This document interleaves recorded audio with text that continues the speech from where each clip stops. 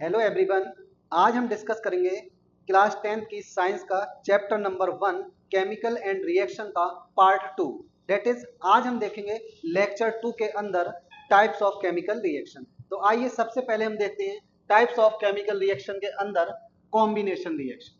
कौन सा टाइप बच्चों? Combination reaction. तो जो कॉम्बिनेशन रिएक्शन होती है ये बहुत ही सिंपली हम कैसे समझ सकते हैं। आप जानते हैं कि अगर हम 2+2 को ऐड करते हैं तब हमें क्या मिलता है? 4 मिलता है। तो यहां पर आपने देखा कि आपने दो चीजों को ऐड किया तो आपको एक चीज मिली। तो ऐसे ही ये जो आपका कॉम्बिनेशन रिएक्शन है इसके नाम से क्लियर हो रहा है कि इसमें कुछ चीज कंबाइन होंगी और एक नई चीज फॉर्म हो जाएगी। तो इस तरीके की रिएक्शंस क्या कहलाती है? Combination reaction. मींस ऐसी रिएक्शन जिसके अंदर दो या दो से ज्यादा सब्सटेंस आपस में कंबाइन होते हैं और एक सिंगल सब्सटेंस फॉर्म होता है, उसको हम बोलते हैं केमिकल, उसको हम बोलते हैं कॉम्बिनेशन रिएक्शन। तो कुछ एग्जांपल से समझते हैं। देखिए यहां पर आपको दिया गया है ये जर्नल इक्वेशन। यहां पर एक कंपाउंड ए है और दूसरा कंपाउंड बी है। जब ये दोनों आपस में कंबाइन हुए तो एक सिंगल सब्सटेंस फॉर्म हो गया। तो ये क्या बता रहा है? यहां पर कॉम्बिनेशन हुआ। ऐसे ही अगर हम मैग्नीशियम हाइड्रोक्साइड, ऐसे ही हम अगर मैग्नीशियम को बर्न करते हैं इन प्रेजेंस ऑफ ऑक्सीजन, या फिर हम ये बोल सकते हैं हम मैग्नीशियम का ऑक्सीडेशन कराते हैं, तब हमें मिलता है मैग्नीशियम ऑक्साइड। तो यहां पर आपने देखा मैग्नीशियम और ऑक्सीजन दो एलिमेंट्स कंबाइन हुए और एक सिंगल कंपाउंड फॉर्म हो गया। ये क्या है? Combination reaction. ऐसे ही अगर हम calcium oxide that is quick lime को अगर हम किसके अंदर ऐड कर रहे हैं? वाटर के अंदर, तब भी हमें क्या हो रहा है? एक सिंगल सब्सटेंस ऑब्टेन्ड हो रहा है। तो इस तरीके की रिएक्शंस को हम क्या बोलते हैं? कॉम्बिनेशन रिएक्शन बोलते हैं। तो जितनी भी कॉम्बिनेशन रिएक्शंस होती है मोस्टली आपकी एक्सोथर्मिक नेचर में होती है। जब भी आप दो या दो से ज्यादा एलिमेंट्स को कंबाइन करोगे तो वहां पर हीट इवॉल्व होगी। इसीलिए हम बोलते हैं कि most of the combination reactions are exothermic in nature. जैसा कि इस एग्जांपल को मैंने प्रीवियस वीडियो में बताया था आपको कि जब हम चूने को पानी में डालते हैं तो चूने को जैसे ही आप पानी में डालते हो तो जिस वेसल के अंदर इन दोनों चीजों को ऐड करते हो आप, वो वेसल हीट होने लगती है। मीन्स क्या हुआ? वहां पर हीट इवॉल्व हुई। तो हम बोल सकते हैं कि most of the combination reactions are exothermic in nature. तो आइए देखते हैं नेक्स्ट टाइप। ये जो डीकॉम्पोजिशन रिएक्शन होती है ये जस्ट अपोजिट होती है कॉम्बिनेशन रिएक्शन की। जैसे कि मैंने आपको बताया था अभी कि अगर हम 2 के साथ 2 को जोड़ते हैं तब हमें 4 मिलता है। तो ऐसे ही अगर हम इस 4 को स्प्लिट कर दें तो हमें 2+2 मिल सकता है। यहां पर अगर हम डीकॉम्पोजिशन रिएक्शन की बात करें तो ये ऐसी केमिकल रिएक्शन होती है जिसके अंदर एक सिंगल सब्सटेंस दो या दो से ज्यादा सिंपलर सब्सटेंस में स्प्लिट हो जाता है। तो इसके नाम से क्लियर है कि डिकम्पोज हो रही है कोई चीज। तो यहां पर आप देख लीजिए कुछ एग्जांपल्स हैं। जैसे कि अगर हम फेरस सल्फेट के क्रिस्टल को अगर हम फेरस सल्फेट के क्रिस्टल को हीट करते हैं, क्या करते हैं? हीट करते हैं, तो यहां पर ये स्प्लिट होगा उसी मेटल के करस्पॉन्डिंग ऑक्साइड के अंदर। तो हमें क्या मिला? आयरन ऑक्साइड मिला। प्लस ये सल्फेट है, सल्फेट होने की वजह से हमें SO2 मिलेगी, प्लस हमें SO3 मिलेगी। तो एक बात ध्यान रखना है इस इक्वेशन के अंदर, अगर आपको कहीं भी SO2 गैस इवॉल्व होती दिखाई देगी और उसकी सराउंडिंग में अगर आप पहुंच जाते हो तो आपको सफोकेशन होगा। मींस आपको ऐसा लगेगा जैसे आपका गला बंद हो रहा है। दूसरी रिएक्शन क्या है? अगर हम कैल्शियम कार्बोनेट को हीट करते हैं अगर हम कैल्शियम कार्बोनेट को हीट करते हैं तो यहां पर कैल्शियम का करस्पॉन्डिंग ऑक्साइड फॉर्म होता है, प्लस कार्बोनेट होने की वजह से CO2 इवॉल्व होती है। ऐसे ही अगर आप लेड नाइट्रेट को हीट करते हो तो लेड ऑक्साइड मींस आपको उसी मेटल का करस्पॉन्डिंग ऑक्साइड फॉर्म होगा। तो यहां पर आपको लेड का ऑक्साइड मिला जो कि किस कलर का होता है? येलो कलर का। अगर हम आगे देखें तो इसके अंदर नाइट्रेट आ रहा है तो इसके अंदर से नाइट्रोजन डाइऑक्साइड की ब्राउन फ्यूम्स बाहर आती है, प्लस एक कलरलेस गैस ऑक्सीजन ऑब्टेन्ड होती है। तो ये जो इक्वेशंस हैं इसके अंदर आपने देखा कि ये जितनी भी इक्वेशंस हैं ये किसकी प्रेजेंस में हो रही है? हीट की प्रेजेंस में। अगर डीकॉम्पोजिशन रिएक्शन के अंदर सोर्स एनर्जी का हीट है तब हम बोल देंगे थर्मल डीकॉम्पोजिशन रिएक्शन। तो थर्मल डीकॉम्पोजिशन रिएक्शन को अगर आप डिफाइन करते हो तो किस तरीके से करोगे? those decomposition reaction which carry out in presence of heat is called thermal decomposition reaction। ये पहला टाइप था आपका डीकॉम्पोजिशन रिएक्शन का। ये अगर हम एग्जांपल्स की बात करें, ये जितनी भी केमिकल रिएक्शंस यहाँ पर लिखी है ये जो केमिकल रिएक्शंस है ये हमारी एनसीईआरटी के अंदर एक्टिविटी की फॉर्म में दी गई है। तो आप इतनी बात याद रखना कि यहाँ पर जो एनसीईआरटी के अंदर दिया गया है उसमें यह क्वेश्चन दिया गया है कि अगर आप 5 ग्राम फेरस सल्फेट को हीट करते हो तो क्या आपको ऑब्जर्व होगा? तो आप बोलोगे वहां से SO2 गैस रिलीज होगी और SO3 गैस रिलीज होगी। ऐसे ही लेड नाइट्रेट को भी एक्टिविटी की फॉर्म में दिया गया है। तो आगे हम देखते हैं इसके बाद और भी टाइप डिकॉम्पोजिशन रिएक्शन का। वो जो टाइप होगा उसके अंदर हम देखेंगे, उसके अंदर हम क्या देखेंगे, हम देखेंगे कि किस सोर्स ऑफ एनर्जी का यूज किया गया है। तो ऐसी रिएक्शन जिसके अंदर हम इलेक्ट्रिसिटी या फिर इलेक्ट्रिक करंट का यूज करते हैं, तो those decomposition reaction which carry out in presence of electric current is called electrolysis, या फिर आप बोल सकते हो इलेक्ट्रिक डिकॉम्पोजिशन। ऐसी केमिकल रिएक्शन या ऐसी डिकॉम्पोजिशन रिएक्शन जो किसकी प्रेजेंस में हो रही है, इलेक्ट्रिसिटी या फिर इलेक्ट्रिक करंट की प्रेजेंस में, उसको हम बोलते हैं इलेक्ट्रिक डिकॉम्पोजिशन या फिर आप बोल सकते हो इलेक्ट्रोलिसिस। इलेक्ट्रो मीन्स होता है इलेक्ट्रिक करंट और लिसिस मीन्स होता है ब्रेक होना। तो यहाँ पर अगर हम इसको देखें तो आपने जर्नल एग्जाम्पल देखा होगा, जब सर्दी के दिन होते हैं तो हम क्या करते हैं, सर्दियों के दिन के में जब सर्दियां आती हैं तो हम पानी गर्म करते हैं रॉड से। तो हम इस पानी के अंदर ये जो वाटर है इसके अंदर हमने एक रॉड को डाल दिया। इस रॉड के पास एक तो आपका एनोड है और दूसरा आपका होता है कैथोड, ये सारे लोग जानते हैं। तो जब आप इलेक्ट्रिसिटी पास करते हो, जब आप इलेक्ट्रिसिटी पास करते हो तो क्या होता है, आपने वाटर के अंदर बबल्स प्रोड्यूस होते देखे होंगे। तो एनोड पर कुछ बबल्स प्रोड्यूस होते हैं और कुछ बबल्स आपके कैथोड पर प्रोड्यूस होते हैं। ये जो बबल्स होते हैं जो एनोड पर प्रोड्यूस हो रहे हैं, एनोड पर प्रोड्यूस होने वाले बबल जो होते हैं वो आपके होते हैं ऑक्सीजन, और जो कैथोड पर बबल्स प्रोड्यूस होते हैं वो बबल्स होते हैं आपके हाइड्रोजन गैस। ठीक है, तो इतनी बात ध्यान रखनी है कि ये जो बबल्स प्रोड्यूस हो रहे हैं ये हाइड्रोजन गैस के प्रोड्यूस होते हैं और ऑक्सीजन गैस के प्रोड्यूस होते हैं जब आप वाटर के अंदर इलेक्ट्रिसिटी पास करते हो। तो यहाँ पर जब भी आप बहुत गौर से देखना कि जो हाइड्रोजन गैस के बबल्स होते हैं दैट इज कैथोड पर जो प्रोड्यूस होती है उनकी अमाउंट ज्यादा होती है इन कंपैरिजन टू एनोड पर प्रोड्यूस होने वाले ऑक्सीजन बबल्स की। तो यहाँ पर क्या होता है, यहाँ पर जो हाइड्रोजन और ऑक्सीजन प्रोड्यूस होती है एनोड और कैथोड पर वो प्रोड्यूस होती हैं 2:1 के रेशियो में। अगर कैथोड पर सपोज करो ये 2 बी लीटर प्रोड्यूस हो रही है, 2 बी लीटर प्रोड्यूस हो रही है हाइड्रोजन गैस, तो आपकी जो ऑक्सीजन होगी वो सिर्फ बी लीटर प्रोड्यूस होगी। मींस यहाँ पर होता क्या है, जो हाइड्रोजन गैस कैथोड पर प्रोड्यूस होती है वो ऑक्सीजन की कंपैरिजन में डबल वॉल्यूम में प्रोड्यूस होती है। ऐसा क्यों होता है, क्योंकि ये जो वाटर होता है इसके अंदर हाइड्रोजन और ऑक्सीजन का रेशियो 2:1 होता है वाई वॉल्यूम। वाई वॉल्यूम कितना होता है, 2:1। यही वजह है जब हम वाटर की इलेक्ट्रोलिसिस कराते हैं तो हाइड्रोजन गैस डबल प्रोड्यूस होती है वॉल्यूम में in comparison to oxygen gas. ये क्वेश्चन आपसे पूछा गया है। अगर हम बाय वेट देखें तो आप जानते हो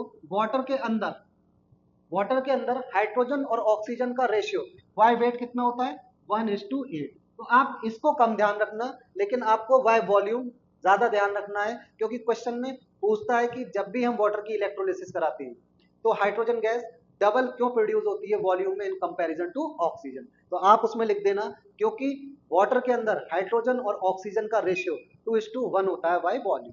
ठीक है, तो ये था आपका डिकॉम्पोजिशन रिएक्शन का सेकंड टाइप, कौन सा, इलेक्ट्रोलिसिस। अब आगे देखते हैं, जो आगे हम देखने वाले हैं वो ये देखेंगे कि हमारी जो तीसरा टाइप होता है डिकॉम्पोजिशन रिएक्शन का वो क्या होता है। तो जैसा कि यहाँ पर दिखाया गया है कि अगर डिकॉम्पोजिशन रिएक्शन किसकी प्रेजेंस में हो रही है, आपकी सनलाइट की। अगर सनलाइट की प्रेजेंस में हो रहा है आपका डिकॉम्पोजिशन, किसकी प्रेजेंस में, सनलाइट की, तो हम बोलेंगे इसको फोटोकेमिकल डिकॉम्पोजिशन। क्या बोलेंगे, फोटोकेमिकल डिकॉम्पोजिशन रिएक्शन। तो फोटोकेमिकल डिकॉम्पोजिशन रिएक्शन वो रिएक्शंस होती हैं जो सनलाइट की प्रेजेंस में होती है। किसकी प्रेजेंस में होती है, सनलाइट की, उसको हम बोलते हैं फोटोकेमिकल डिकॉम्पोजिशन रिएक्शन। इसको एक एक्टिविटी से समझते हैं जो कि हमारी एनसीईआरटी में दी गई है। अगर एक चाइना डिश के अंदर, ये आपको क्या दिया गया है, एक चाइना डिश दी गई है। ठीक है बच्चों, इस चाइना डिश के अंदर हमने एक व्हाइट कलर का कंपाउंड किसको रख दिया, सिल्वर क्लोराइड, ये व्हाइट कलर का होता है। तो जब इस चाइना डिश पर आपका सन से सनलाइट गिरती है, क्या गिरती है, सनलाइट, तो ये जो आपका व्हाइट कलर का सब्सटेंस होता है दैट इज सिल्वर क्लोराइड, ये चेंज हो जाता है ग्रे कलर की सिल्वर में। किसमें चेंज हो जाता है, ग्रे कलर की सिल्वर में, प्लस क्लोरीन गैस इवॉल्व होती है। प्लस क्लोरीन गैस इवॉल्व होती है। ऐसे ही अगर हम सिल्वर ब्रोमाइड पर सनलाइट को गिराते हैं तो हमें यहाँ भी क्या मिलता है, सिल्वर मिलती है प्लस आपकी ब्रोमीन गैस इवॉल्व। तो ये ऐसी रिएक्शंस हैं जो किसकी प्रेजेंस में हो रही है, सनलाइट की। तो आप इसको कैसे याद रखोगे, those decomposition reaction which carry out in presence of sunlight is called photochemical decomposition reaction.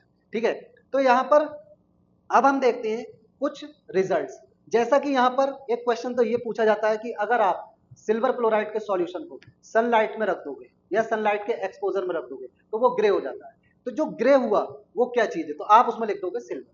दूसरा क्वेश्चन ये आता है, ये जो सिल्वर क्लोराइड होता है और सिल्वर ब्रोमाइड, इसका इस्तेमाल या फिर इसके एप्लीकेशन हम कहाँ करते हैं। तो आपको याद रखना है ये सिल्वर क्लोराइड या फिर सिल्वर ब्रोमाइड ये ऐसे कंपाउंड्स होते हैं जिसका इस्तेमाल हम फोटोग्राफी में करते हैं। आप सब जानते हैं जो ब्लैक एंड व्हाइट फोटो बनाए जाते थे पहले के दौर में, तो उसको उसमें क्या करते थे, जो रील होती थी फोटो की वो डिप कर देते थे हम सिल्वर क्लोराइड या फिर सिल्वर ब्रोमाइड के एक्वस सॉल्यूशन। ठीक है, दूसरा ये क्वेश्चन आता है कि सिल्वर क्लोराइड और सिल्वर ब्रोमाइड को हम डार्क प्लेसेस पर क्यों रखते हैं। तो आप इस बात को लिखना कि अगर हम सिल्वर क्लोराइड और सिल्वर ब्रोमाइड को डार्क प्लेसेस पर नहीं रखेंगे या डार्क कलर की बॉटल में नहीं रखेंगे तो इनका जो ओरिजिनल नेचर है वो लॉस हो जाएगा। क्यों, अगर ये लाइट के कांटेक्ट में आ जाएगी तो यहाँ पर इसका फोटोकेमिकल डिकम्पोजिशन हो जाएगा। यही वजह है कि हम सिल्वर क्लोराइड और सिल्वर ब्रोमाइड को डार्क प्लेसेस पर रखते हैं या डार्क कलर की बॉटल में फिल करके रखते हैं जिसके अंदर लाइट ना पहुंच सके। तो ये क्वेश्चंस इस टॉपिक से पूछे जाते हैं। आगे हम देखते हैं कुछ और रिएक्शंस के टाइप, जैसा कि यहाँ पर दिया गया है आपको डिस्प्लेसमेंट रिएक्शन। ये जो डिस्प्लेसमेंट रिएक्शन है इसके नाम से क्लियर हो रहा है कि जो भी डिस्प्लेसमेंट रिएक्शन होती है ये ऐसी रिएक्शंस होती हैं इसके अंदर more reactive metal less reactive metal को उसके सॉल्ट सॉल्यूशन से ले लो या फिर उसके ऑक्साइड लेस रिएक्टिव मेटल के उससे रिप्लेस कर देती है। तो ऐसी रिएक्शंस क्या कहलाती हैं, आपकी डिस्प्लेसमेंट रिएक्शन। इसको एक जनरल इक्वेशन से समझते हैं। जैसा कि आपको दिया गया है ये एक मेटल ए दी गई, क्या दिया गया है, एक मेटल ए दी गई है। इस मेटल ए की रिएक्शन कराते हैं हम एक दूसरी मेटल के सॉल्ट्स के साथ, ये दूसरी मेटल का सॉल्ट है BC। ठीक है, या फिर हम इसको क्या बोल सकते हैं, ऑक्साइड भी बोल सकते हैं दूसरी मेटल का, या हम इसको सॉल्ट बोल सकते हैं दूसरी मेटल। ठीक है, तो यहां पर आप देखोगे यहां पर हुआ क्या, जब ये ए को इस मेटल के सॉल्ट सॉल्यूशन में या इस ऑक्साइड के साथ मिक्स किया गया तो हमने देखा यहां पर AC फॉर्म हो गया। क्या फॉर्म हुआ, AC, और B यहां से डिस्प्लेस हो गई। तो इसमें आपने देखा कि इस A ने इस B को हटा दिया, मींस A क्या है आपकी मोर रिएक्टिव मेटल है और आपका B क्या है यहाँ पर लेस रिएक्टिव मेटल। तो मोर रिएक्टिव मेटल ने लेस रिएक्टिव मेटल को हटाया या तो सॉल्ट सॉल्यूशन से या फिर लेस रिएक्टिव मेटल के ऑक्साइड से और उसकी जगह पर खुद आ गई। तो ऐसी रिएक्शन क्या कहलाती है, आपकी डिस्प्लेसमेंट रिएक्शन। तो अगर आपको इसकी डेफिनेशन याद रखनी है तो आप ऐसे याद करोगे, those chemical reaction in which more reactive metal replace less reactive metal from its salt solution और इट्स ऑक्साइड। ठीक है, इसके कुछ एग्जांपल्स देखते हैं। जैसा कि यहाँ पर देखिए ये जो आयरन है ये आपका मोर रिएक्टिव है और ये जो जिंक सल्फेट का सॉल्यूशन है इसके अंदर ये जिंक लेस रिएक्टिव मेटल है। तो यहाँ पर इस मोर रिएक्टिव मेटल ने इस जिंक को रिप्लेस किया और आपको क्या मिला, फेरस सल्फेट। तो आपने देखा कि इस जिंक की जगह पर कौन आ गया, आयरन। तो यहाँ से जिंक डिस्प्लेस हुई तभी तो आयरन आया, प्लस आपका ये जिंक फॉर्म हुआ। तो यहाँ पर हमने देखा कि डिस्प्लेसमेंट हो रहा है। ऐसे ही अगर आप सिल्वर, किसकी बात करते हो, सिल्वर की, अगर सिल्वर को आप किस में डालोगे, कॉपर नाइट्रेट के सॉल्यूशन में, तो यहाँ पर ये जो सिल्वर है ये आपका लेस रिएक्टिव है और ये जो कॉपर है आपका ये मोर रिएक्टिव है। तो कभी भी less reactive metal more reactive metal के सॉल्ट सॉल्यूशन से उसको रिप्लेस नहीं कर सकती, इसीलिए यहाँ पर दिखाया गया है यहाँ पर रिएक्शन नहीं है, क्योंकि डिस्प्लेसमेंट रिएक्शन में more reactive metal less reactive metal को हटाती है, कभी भी less reactive metal more reactive metal को नहीं हटाती। तो ये भी क्वेश्चन आता है कि नो रिएक्शन। आगे देखते हैं, अगर हम एल्यूमिनियम की रिएक्शन किससे कराते हो, आयरन ऑक्साइड से, Fe2O3, तो ये ऑक्साइड है आयरन का, यहाँ पर एल्यूमिनियम क्या है, मोर रिएक्टिव है और आपका आयरन आपका लेस रिएक्टिव है। तो ये मोर रिएक्टिव एल्यूमिनियम इस आयरन को रिप्लेस कर देगा और यहाँ पर क्या बनेगा, Al2O3 प्लस Fe। तो आपने देखा कि ऑक्साइड्स के अंदर से भी लेस रिएक्टिव मेटल को मोर रिएक्टिव मेटल रिप्लेस कर रहा है और मेटल के सॉल्ट सॉल्यूशन में भी more reactive metal less reactive metal को रिप्लेस कर रहा है। तो इस तरीके की रिएक्शंस क्या कहलाती हैं? आपकी डिस्प्लेसमेंट रिएक्शन कहलाती है। आगे देखते हैं हम डबल डिस्प्लेसमेंट रिएक्शन। क्या देखते हैं? Double displacement reaction. Double displacement reaction में क्या होता है? यहां पर दो कंपाउंड एक्वस फॉर्म में होती है। सबसे पहली बात याद रखनी है, यहां पर हम क्या लेंगे? दो कंपाउंड लेंगे और दोनों कंपाउंड एक्वस फॉर्म में होंगे। जब वो एक्वस फॉर्म में होंगे तो उनके पास पॉजिटिव आयंस होंगे और नेगेटिव आयंस। जैसे कि अगर मैं बात करूं NaCl की, ये आपका NaCl है, इसको अगर मैं एक्वस फॉर्म में लेता हूं तो इसके पास दो आयंस होंगे, एक तो Na+1 आयन होगा और दूसरा Cl-1 आयन। ये याद रखना जरूरी है आपको डिस्प्लेसमेंट रिएक्शन। तो डिस्प्लेसमेंट ये आपको याद रखना जरूरी है डबल डिस्प्लेसमेंट रिएक्शन के अंदर। डबल डिस्प्लेसमेंट रिएक्शन में क्या होता है? यहाँ पर दो कंपाउंड आपस में रिएक्ट करते हैं।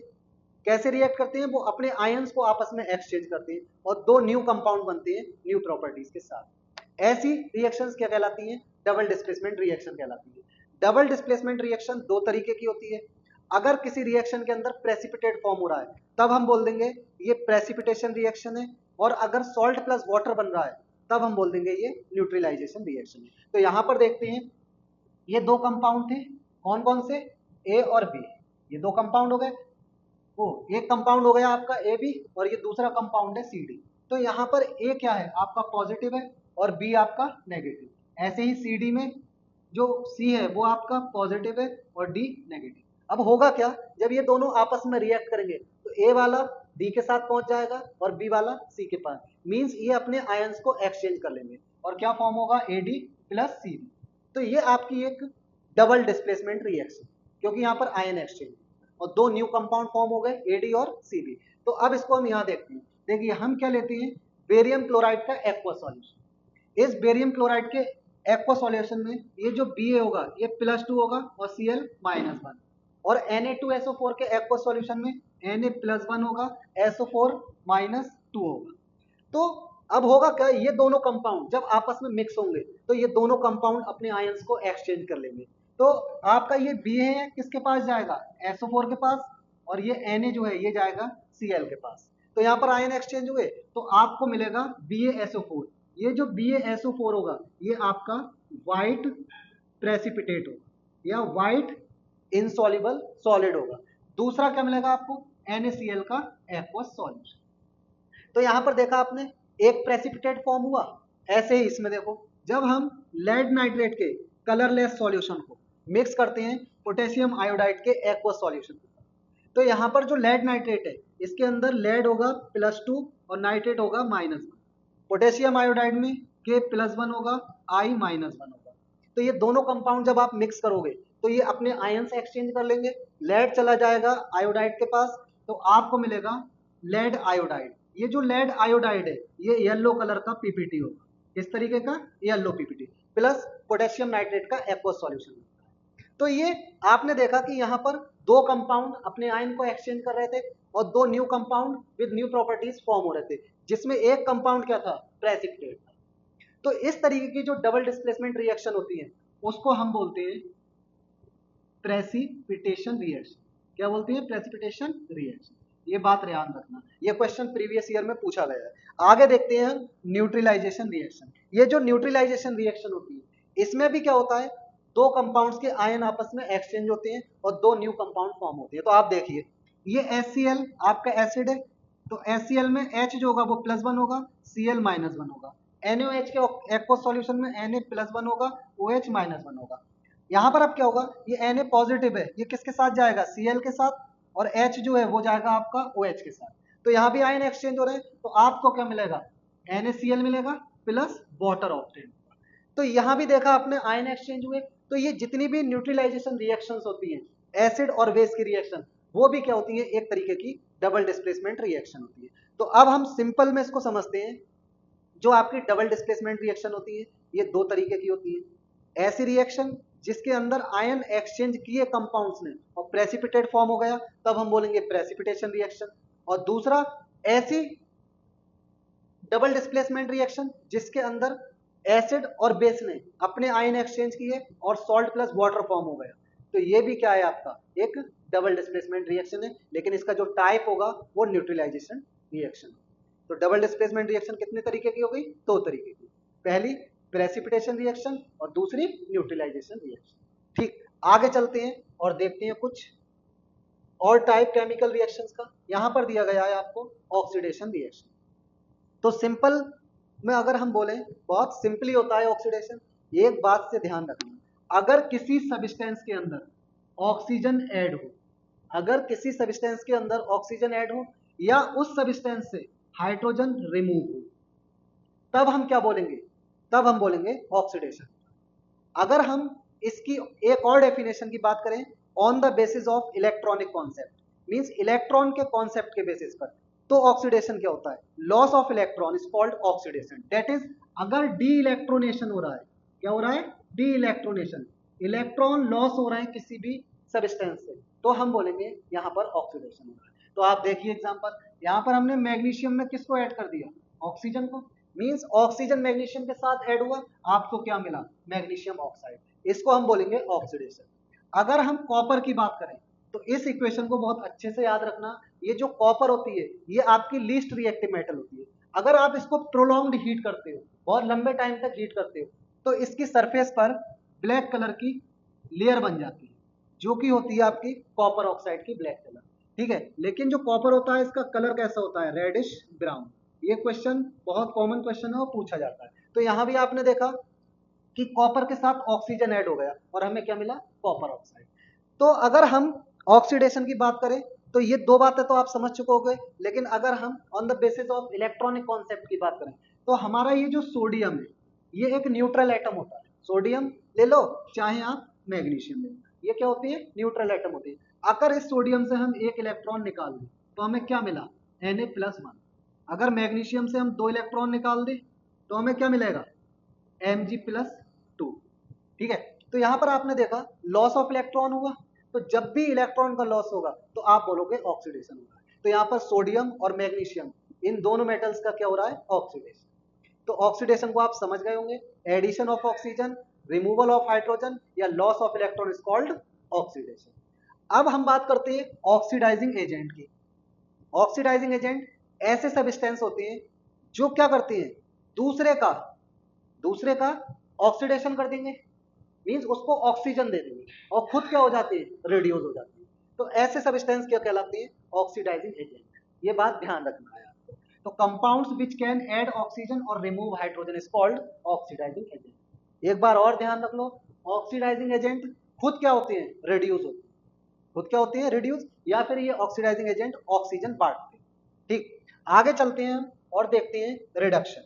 रिडक्शन क्या होता है, रिडक्शन बिल्कुल अपोजिट होता है ऑक्सीडेशन का। रिडक्शन में क्या होता है, अगर किसी सब्सटेंस के अंदर हाइड्रोजन ऐड हो रही है तब हम बोलेंगे उस सब्सटेंस का रिडक्शन हो रहा है, या फिर अगर किसी सब्सटेंस से ऑक्सीजन रिमूव हो रही है तब हम बोलेंगे उस सब्सटेंस का रिडक्शन होता है। तो एडिशन ऑफ हाइड्रोजन और removal of oxygen is called reduction. अब बात करते हैं on the basis of electronic concept. तो एडिशन ऑफ इलेक्ट्रॉन, अगर इलेक्ट्रॉन ऐड हो रहा है तब हम क्या बोलेंगे, रिडक्शन होगा। ठीक है, तो आगे देखते हैं, जैसा कि एक एग्जांपल से समझना। यहां पर मैंने लिया सोडियम, अगर सोडियम की रिएक्शन में किससे कराता हूं, हाइड्रोजन गैस, तो यहां पर हमें क्या मिलेगा, सोडियम हाइड्राइड मिलता है। क्या मिलता है यहाँ पर, सोडियम हाइड्राइड। तो आपने देखा इस सोडियम के अंदर ऑक्सीजन ऐड हो गई, तो हम क्या बोलेंगे यहाँ पर, सोडियम का रिडक्शन होगा। सोडियम का क्या हो गया, रिडक्शन, क्योंकि सोडियम के अंदर किस चीज को ऐड किया, हाइड्रोजन। यहाँ पर देखो आप, ये जो कॉपर है, इस कॉपर से ऑक्सीजन हट रही है, तो रिमूवल ऑफ ऑक्सीजन क्या हो रहा है, रिडक्शन। तो यहाँ पर क्या हो गया, रिडक्शन। लेकिन इस हाइड्रोजन के अंदर ऑक्सीजन ऐड हो गई तो यहाँ पर क्या हो रहा है, ऑक्सीडेशन। एक ही इक्वेशन के अंदर आपको दोनों चीजें देखने को मिल गई। रिडक्शन क्या होता है, रिमूवल ऑफ ऑक्सीजन, और ऑक्सीडेशन क्या होता है, एडिशन ऑफ ऑक्सीजन। अब देखते हैं हम on the basis of electronic concept, reduction क्या होता है। जैसा कि आप जानते हैं ये ऑक्सीजन है, अगर इस ऑक्सीजन के अंदर हम 2 इलेक्ट्रॉन्स ऐड कर दें तो हमें क्या मिलता है, O-2। तो यहां पर आपने देखा एडिशन ऑफ इलेक्ट्रॉन होने से क्या हुआ, ऑक्सीजन पर नेगेटिव चार्ज आ गया। पहले क्या था, कोई भी चार्ज नहीं था, तो यहां पर क्या हुआ, रिडक्शन। तो addition of electron is called reduction. और देख लो जैसे क्लोरीन है, अगर इसके अंदर हम 1 इलेक्ट्रॉन ऐड कर दें तब हमें क्या मिलेगा, Cl-1। तो यहाँ पर क्लोरीन का क्या हुआ, रिडक्शन। ऐसे ही अगर हम यहाँ पर देखें रिड्यूसिंग एजेंट क्या होता है, तो जो रिड्यूसिंग एजेंट होता है वो खुद क्या होता है, ऑक्सीडाइज्ड होता है। खुद क्या होता है, ऑक्सीडाइज्ड। मींस दूसरे को हाइड्रोजन देगा।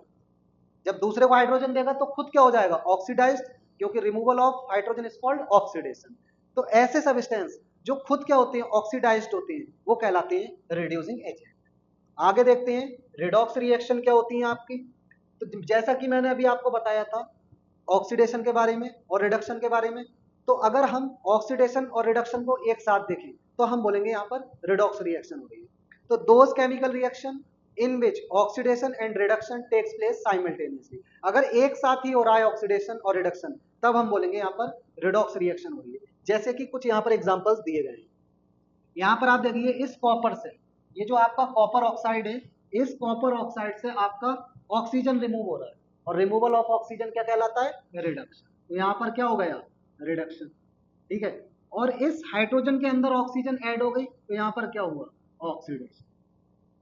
तो आपने इस इक्वेशन के अंदर देखा ऑक्सीडेशन और रिडक्शन एक साथ हो रहा है, मींस यहाँ पर आपकी रिडॉक्स रिएक्शन हो रही है। ऐसे ही आप यहाँ पर देखिए, यहाँ पर मैग्नीज ऑक्साइड से ऑक्सीजन रिमूव हुई और क्लोरीन ऐड हुई है, मींस मैग्नीज ऑक्साइड से आपका ऑक्सीजन हटा, तो इसका यहाँ पर क्या हुआ, रिडक्शन। ठीक है, और ये जो HCl है इससे आपका हाइड्रोजन रिमूव हुआ, तभी तो आपका Cl2 बचेगा। तो आप जानते हो removal of hydrogen is called oxidation. तो आपने इस इक्वेशन में भी देखा कि ऑक्सीडेशन और रिडक्शन साथ साथ हो रहा है, इसलिए हम बोलेंगे ये क्या कहलाएगी, आपकी रिडॉक्स रिएक्शन। अब यहाँ पर क्वेश्चन कैसे पूछते हैं, ये आपको एक इक्वेशन दी होगी, इसमें पूछेंगे कौन सा रिड्यूसिंग एजेंट और कौन सा ऑक्सीडाइजिंग एजेंट। तो मैंने आपको बताया था जिसका रिडक्शन हो रहा है वो कहलाएगा ऑक्सीडाइजिंग एजेंट, जिसका रिडक्शन हो रहा है वो ऑक्सीडाइजिंग एजेंट कहलाएगा, और जिसका ऑक्सीडेशन हो रहा है वो कहलाएगा आपका रिड्यूसिंग एजेंट। ऐसे ही यहाँ पर देखिए, इसका ऑक्सीडेशन हो रहा है तो ये आपका रिड्यूसिंग एजेंट है, और जिसका रिडक्शन हो रहा है वो आपका ऑक्सीडाइजिंग एजेंट है। एक तो ये क्वेश्चन पूछते हैं।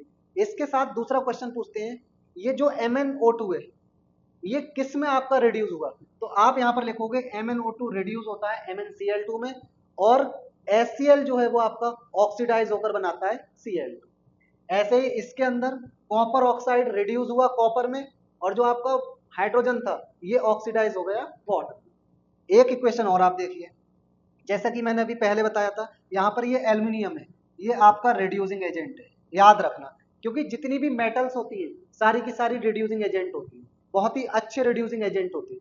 तो यहाँ पर इस एल्यूमिनियम में आप देखो ऑक्सीजन ऐड हो गई, पहले ये अकेला था अब इसके साथ ऑक्सीजन आ गई, मींस इसका क्या हुआ यहाँ पर, ऑक्सीडेशन। एल्यूमिनियम ऑक्सीडाइज हो गया Al2O3 में, लेकिन ये जो आयरन ऑक्साइड था इससे आपकी ऑक्सीजन हट गई, तो जब भी ऑक्सीजन रिमूव होगी तो हम क्या बोलेंगे, यहाँ पर रिडक्शन। क्या हो रहा है, रिडक्शन। तो इस इक्वेशन के अंदर भी ऑक्सीडेशन और रिडक्शन साथ साथ हो रहा है, तो इसको हम बोल देंगे ये एक रिडॉक्स रिएक्शन है। प्लस ये रिडॉक्स रिएक्शन तो है, रिडॉक्स रिएक्शन तो है, ये तो हमें दिखाई दे रही है, लेकिन दूसरी बात यहाँ पर आप और देखिए, इसमें मोर रिएक्टिव मेटल, ये जो एल्यूमिनियम है ये मोर रिएक्टिव मेटल है, किसको रिप्लेस कर रही है, आयरन के ऑक्साइड से आयरन को। आयरन एक लेस रिएक्टिव मेटल है, तो इसने इसको रिप्लेस किया, मींस यहाँ पर आपने देखा डिस्प्लेसमेंट रिएक्शन भी हो रही है। तो यहाँ पर दो चीजें देखने को मिली, एक तो आपको रिडॉक्स रिएक्शन देखने को मिली, और दूसरी आपको डिस्प्लेसमेंट रिएक्शन देखने को मिली। ये क्वेश्चन भी पूछा जाता है, वो कहते हैं कि एक ऐसी रिएक्शन का नाम लिखिए जिसमें आपको रिडॉक्स रिएक्शन भी होती हो प्लस डिस्प्लेसमेंट रिएक्शन भी होती हो, तो आप उसके लिए ये बहुत ही अच्छा एग्जाम्पल आप लिख सकते हैं। ठीक, अब आपने देखा यहाँ पर एल्यूमिनियम का ऑक्सीडेशन हो रहा था तो हमने बोल दिया एल्यूमिनियम एक रिड्यूसिंग एजेंट है, लेकिन यहाँ पर आयरन ऑक्साइड का रिडक्शन हो रहा है तो हम बोल देंगे ये जो आयरन ऑक्साइड है ये आपका स्ट्रॉन्ग ऑक्सीडाइजिंग एजेंट है। क्या है आपका, ये ऑक्सीडाइजिंग एजेंट। तो इस तरीके से हमें याद रखना है ऐसी केमिकल रिएक्शंस जिसके अंदर ऑक्सीडेशन और रिडक्शन एक साथ हो रहा है उसको हम बोलते हैं रिडॉक्स रिएक्शन। ठीक, ये तीन इक्वेशंस में से एक इक्वेशन कभी ना कभी पूछ ली जाएगी आपसे। आगे देखते हैं हम कुछ और टाइप केमिकल रिएक्शंस का, जैसा कि आपको यहाँ पर दिखाया गया है। एक्सोथर्मिक रिएक्शन क्या होती है और एंडोथर्मिक, इनके नाम से क्लियर है। एक्सो मीन्स होता है आउट और एंडो मीन्स होता है इन। ठीक, तो एक्सोथर्मिक रिएक्शन ऐसी रिएक्शन होती है जिसके अंदर हीट इवॉल्व होती है, मींस जब भी रिएक्शन होगी तो हीट बाहर आएगी। जैसा कि हम प्रीवियस एग्जाम्पल्स में देख चुके हैं। अगर आप कैल्शियम ऑक्साइड या चूने को पानी में डालते हो तो आपको कैल्शियम हाइड्रोक्साइड मिलता है, डेट इज लाइम वाटर मिलता है, प्लस उसके अंदर हीट इवॉल्व होती है। तो आपने देखा वो कहीं ना कहीं आपको कॉम्बिनेशन रिएक्शन भी दिखाई दे रही है, प्लस एक्सोथर्मिक रिएक्शन भी दिखाई दे रही है। आप अगर जिंक के ग्रेन्यूल्स को सल्फ्यूरिक एसिड में डालते हैं या हाइड्रोक्लोरिक एसिड में डालते हैं तो वहां भी हीट इवॉल्व होती है। तो ऐसी रिएक्शंस जिसके अंदर हीट इवॉल्व होती है उसको हम बोलते हैं एक्सोथर्मिक रिएक्शन। ठीक है, तो आप देख लीजिए, जब भी आप नाइट्रोजन और हाइड्रोजन गैस को मिक्स करोगे तो अमोनिया फॉर्म होगी प्लस हीट इवॉल्व होगी। तो ऐसी रिएक्शन क्या कहलाएगी आपकी? Exothermic reaction. इसके बाद अगर हम बात करें तो मैंने बोला था कि most of the combination reaction, यहां भी तो दो कंपाउंड कंबाइन होकर एक सिंगल कंपाउंड फॉर्म कर रहे हैं, तो ये आपकी कॉम्बिनेशन रिएक्शन है। और मैंने बोला था कि most of the combination reactions are exothermic reaction. ये बात ध्यान रखना। एंडोथर्मिक रिएक्शन क्या होती है? ऐसी रिएक्शन जिसके अंदर हीट एब्जॉर्ब होगी, मतलब जब तक हीट नहीं होगी वो रिएक्शन प्रोसीड ही नहीं होगी, आगे कंटिन्यू नहीं करेंगे।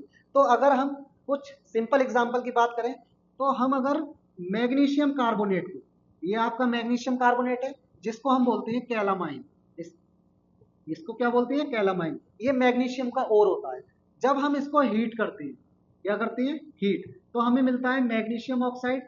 जिस मेटल का कार्बोनेट होगा उसी मेटल का करस्पॉन्डिंग ऑक्साइड फॉर्म होगा, प्लस आपकी CO2 गैस रिलीज होगी। तो आपने देखा कि आपने इस मैग्नीशियम कार्बोनेट को हीट दी तभी मैग्नीशियम ऑक्साइड फॉर्म हुआ, इसका मतलब यहाँ पर हीट एब्सॉर्ब हुई तभी तो रिएक्शन प्रोसीड हुई। तो ऐसी रिएक्शन जिसके अंदर हीट एब्सॉर्ब होगी वो कहलाएंगी आपकी एंडोथर्मिक रिएक्शन। एक एग्जांपल और देखना, ये आपका पोटेशियम क्लोरेट होता है, किस? KClO3।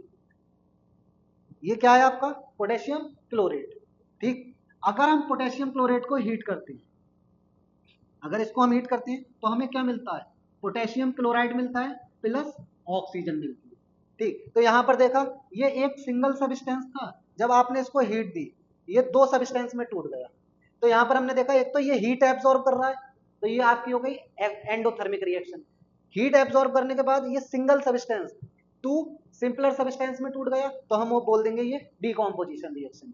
ये भी देखिए आप, एक सिंगल था दो में टूट गया तो ये भी क्या है? आपकी एक डीकॉम्पोजिशन रिएक्शन। तो जितनी भी मोस्ट ऑफ द केसेस की बात करें तो मोस्टली आपकी जो भी डिकॉम्पोजिशन रिएक्शन होती है वो सारी की सारी एंडोथर्मिक नेचर में होती है। जैसा कि मैंने आपको वाटर की इलेक्ट्रोलिसिस कराई थी, जब वाटर को हमने हीट दी थी इन फॉर्म ऑफ करंट, तब वहां भी आपने देखा था वाटर स्प्लिट हो गया था हाइड्रोजन और ऑक्सीजन। आपने देखा था सिल्वर क्लोराइड को हमने क्या दिया था? सनलाइट डाली थी, वो स्प्लिट हो गया था सिल्वर और क्लोरीन। तो जितनी भी आपकी डिकॉम्पोजिशन रिएक्शंस होती हैं वो मोस्टली एंडोथर्मिक रिएक्शन होती है, वो तभी आगे बढ़ेंगी जब हीट एब्सॉर्ब कर लेंगे। ठीक, इसके अलावा जब हम फूड खाते हैं, हम खाना खाते हैं तो आपने देखा होगा हमारी बॉडी हीट हो जाती है। तो फूड का होता क्या है? जब फूड हमारी बॉडी में जाता है, बॉडी में डाइजेस्ट होने के बाद वो ब्लड के थ्रू सेल्स के पास पहुंचता है, सेल्स के अंदर हमारे फूड का ऑक्सीडेशन होता है, ऑक्सीडेशन होने से वहां पर एनर्जी रिलीज होती है। तो ऑक्सीडेशन हुआ, एनर्जी रिलीज हुई, इस प्रोसेस को हम बोलते थे रेस्पिरेशन। और जो आपका रेस्पिरेशन होता है ये एक आपका एक्सोथर्मिक रिएक्शन होता है, ये क्वेश्चन भी पूछा जाता है। ठीक है, आगे देखते हैं कुछ और टाइप रिएक्शन का, या फिर हम देखेंगे केमिकल इक्वेशंस क्या होती है। तो यहाँ पर जो केमिकल इक्वेशन है उसको हम अच्छे से समझते हैं। जैसा कि हम जानते हैं, हमने क्या किया, आपने देखा होगा जब जिंक की रिएक्शन, जब हम जिंक की रिएक्शन किसके साथ कराते हैं? सल्फ्यूरिक एसिड के साथ। किसके साथ कराई? सल्फ्यूरिक एसिड के साथ। तो हमें क्या मिलता है? जिंक सल्फेट मिलता है प्लस हाइड्रोजन गैस इवॉल्व होती है, प्लस हाइड्रोजन गैस इवॉल्व होती है। तो ये जो हमने लिखा, जिंक की रिएक्शन किससे कराई? सल्फ्यूरिक एसिड से, हमें मिला zinc sulphate plus hydrogen gas evolve. तो ये आपकी है केमिकल रिएक्शन। ये आपकी क्या लिखी है यहाँ पर? Chemical reaction. तो इस केमिकल रिएक्शन के अंदर जो भी एलिमेंट्स या कंपाउंड्स इन्वॉल्व हुए हैं, अगर हम इन कंपाउंड्स का सिंबॉलिक रिप्रेजेंटेशन कर देते हैं, इनको इनके सिंबल से लिख देते हैं, तब हम बोलेंगे ये केमिकल इक्वेशन है। तो जैसा कि अगर मैं जिंक को इसके सिंबल से लिख दूं Zn, और सल्फ्यूरिक एसिड के सिंबल को लिख दूं इस तरीके से H2SO4, तो सल्फ्यूरिक एसिड का सिंबॉलिक रिप्रेजेंटेशन ये है। यहाँ पर जिंक सल्फेट को मैं लिख सकता हूँ ZnSO4, और हाइड्रोजन गैस को मैं लिख सकता हूँ H2।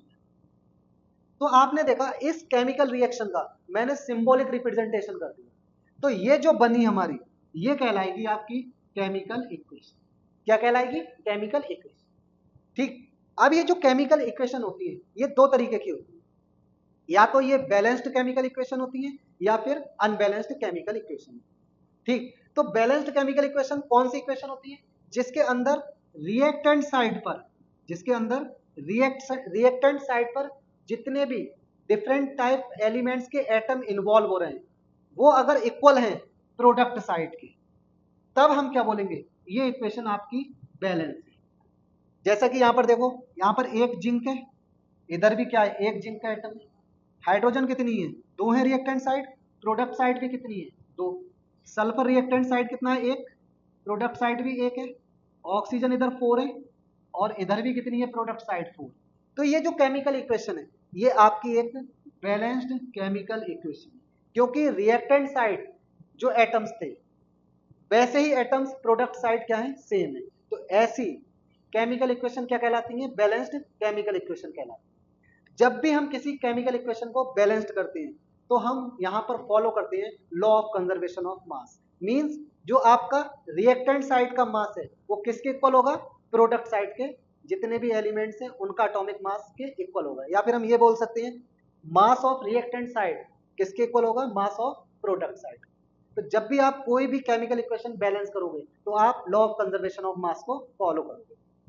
तो यहाँ पर हमने देखा कि केमिकल रिएक्शन क्या होती है और केमिकल इक्वेशन क्या होती है। अब हम देखेंगे टाइप्स ऑफ केमिकल इक्वेशन। ये जो केमिकल इक्वेशन होती है ये बेसिकली दो तरीके की होती है। कौन कौन सी? ऐसी केमिकल इक्वेशन जिसके अंदर डिफरेंट एलिमेंट्स के एटम रिएक्टेंट साइड और प्रोडक्ट साइड इक्वल है, तब हम बोल देंगे बैलेंस्ड केमिकल इक्वेशन। जैसा कि यहाँ पर दिखाया है, देखिए आप, इधर एक जिंक है, इधर भी एक जिंक है, इधर दो हाइड्रोजन है, इधर दो हाइड्रोजन है, बैलेंस है। सल्फर इधर कितना है? एक। ऑक्सीजन कितना है? 4। इधर भी ऑक्सीजन 4, बैलेंस है। लेकिन सल्फर कितना है? वो भी एक, इधर एक है और इधर एक है। तो ये जो इक्वेशन है ये आपकी बैलेंस्ड केमिकल इक्वेशन है। तो आप देखिए, अब balanced chemical equation has number of atoms of each elements equal on both side. तो यहाँ पर जो नंबर ऑफ एलिमेंट्स हैं हर एक एटम के वो रिएक्टेंट साइड और प्रोडक्ट साइड इक्वल है। इसका मतलब ये इक्वेशन क्या है? आपकी बैलेंस्ड केमिकल इक्वेशन है। आगे हम देखते हैं अनबैलेंस्ड केमिकल इक्वेशन। क्या देखते हैं? Unbalanced chemical equation. अगर रिएक्शन में इन्वॉल्व होने वाले एलिमेंट्स के एटम रिएक्टेंट साइड और प्रोडक्ट साइड ये दोनों इक्वल नहीं है, प्रोडक्ट साइड और रिएक्टेंट साइड जो नंबर ऑफ एटम्स हैं डिफरेंट एलिमेंट्स के वो इक्वल नहीं है, तब हम बोलेंगे ये अनबैलेंस्ड केमिकल इक्वेशन है। जैसे इधर एक आयरन है, इधर कितनी है? 3। इसका मतलब आयरन बैलेंस नहीं है। हाइड्रोजन इधर दो है, इधर दो है, ये बैलेंस है। लेकिन इधर एक ऑक्सीजन है, इधर 4 ऑक्सीजन है, तो ऑक्सीजन भी बैलेंस नहीं है, क्योंकि ऑक्सीजन का नंबर प्रोडक्ट साइड अलग है और रिएक्टेंट साइड अलग है। तो अगर आपका डिफरेंट एलिमेंट्स के एटम जो इस रिएक्शन के अंदर इन्वॉल्व हो रहे हैं उनका सम रिएक्टेंट साइड और प्रोडक्ट साइड इक्वल नहीं है, तो ऐसी इक्वेशंस क्या कहलाती हैं? आपकी अनबैलेंस्ड केमिकल इक्वेशन। तो यहाँ पर हम समझेंगे कि जो आपकी अनबैलेंस्ड केमिकल इक्वेशन है उनको बैलेंस कैसे करें। तो इसी इक्वेशन को देखते हैं, इसको हम कैसे बैलेंस करेंगे। मैंने यहाँ पर लिख दिया Fe प्लस H2, तो हमें मिला Fe3O4 प्लस H2। ठीक है, तो जब भी आपको कोई अनबैलेंस्ड केमिकल इक्वेशन दी तो आप सबसे पहले उस एलिमेंट को या उस एलिमेंट के एटम को बैलेंस करोगे जो इक्वेशन के अंदर सबसे ज्यादा हो, जो मैक्सिमम होगा। तो यहां पर हम देखते हैं पूरी इक्वेशन के अंदर आयरन कितनी है? एक इधर है और 3 इधर है, टोटल कितनी है? 4। दोनों साइड के काउंट करते हैं। अगर हाइड्रोजन की बात करें तो हाइड्रोजन रिएक्टेंट साइड 2 है और प्रोडक्ट साइड भी 2 है, इसका मतलब इनका नंबर 4 है। अगर ऑक्सीजन की बात करें तो इधर रिएक्टेंट साइड एक ऑक्सीजन है और प्रोडक्ट साइड 4 ऑक्सीजन है, टोटल कितना ऑक्सीजन है? 5। मैंने क्या बोला? जब भी किसी अनबैलेंस्ड केमिकल इक्वेशन को आप बैलेंस करोगे तो सबसे पहले उस इक्वेशन में आने वाले जो डिफरेंट एलिमेंट्स के एटम है उनका सम लिख लेना। उस सम को फिर आप देखना कि इसमें सबसे ज्यादा कौन से एटम्स है, तो आप सबसे पहले उन्हीं को बैलेंस करोगे। जैसा कि मैंने यहाँ पर लिखा, इस पूरी इक्वेशन में आयरन कितनी है? 4, हाइड्रोजन कितनी है? 4, ऑक्सीजन कितनी है? 5। तो मैक्सिमम कौन है? ऑक्सीजन। तो सबसे पहले हम ऑक्सीजन को बैलेंस कर लेंगे। तो आप देखना बच्चों, इधर कितना ऑक्सीजन है 4, इधर कितना ऑक्सीजन है 1। तो हम क्या करेंगे, हम मल्टीप्लाई कर देंगे 4 की इस साइड, तो यहाँ लिख देंगे 4H2। तो आपके 4 ऑक्सीजन इधर हो गए, इधर भी 4 ऑक्सीजन, बैलेंस हो गया। लेकिन इसके बाद देखेंगे हम हाइड्रोजन और आयरन को। अब इन दोनों का नंबर सेम है, तो अगर आप किसी एक को बैलेंस कर लोगे तो दूसरा खुद बैलेंस हो जाएगा। तो आप देखना, इधर कितना हाइड्रोजन है 2, लेकिन अब इधर कितना हो गया 8। तो आप क्या करोगे, अगर इस हाइड्रोजन की मैं 4 से मल्टीप्लाई कर दूं तो आपकी हाइड्रोजन बैलेंस हो जाएगी। तो मैंने यहाँ पर लिख दिया 4H2। तो 4 2 से 8 हो गई हाइड्रोजन, इधर भी कितना है 8 हाइड्रोजन, हाइड्रोजन बैलेंस हो गई, ऑक्सीजन भी बैलेंस हो गई। अब बचा आयरन, इधर 3 आयरन में, कितने आयरन है इधर 3 आयरन, और इधर कितना है 1 आयरन। तो आप इसको ऐसे लिख सकते हो 3Fe लिख सकते हैं। तो आप देखिए, इधर 3 आयरन के आइटम है, इधर भी कितने आयरन है 3, बैलेंस है। इधर हाइड्रोजन कितना है 4 2 से 8 बैलेंस, इधर भी कितना है 4 2 से 8, ऑक्सीजन इधर कितना है 4 और इधर भी कितना है 4। तो इस तरीके से हम जो अनबैलेंस्ड केमिकल इक्वेशन होती है उनको बैलेंस करते हैं, और ये तभी आपको बैलेंस करना आएगी जब आप बार बार इसकी प्रैक्टिस करोगे। तो इसी के साथ हमारा ये लेक्चर कंप्लीट होता है। इसके बाद हम मिलते हैं नेक्स्ट वीडियो में। Thank you.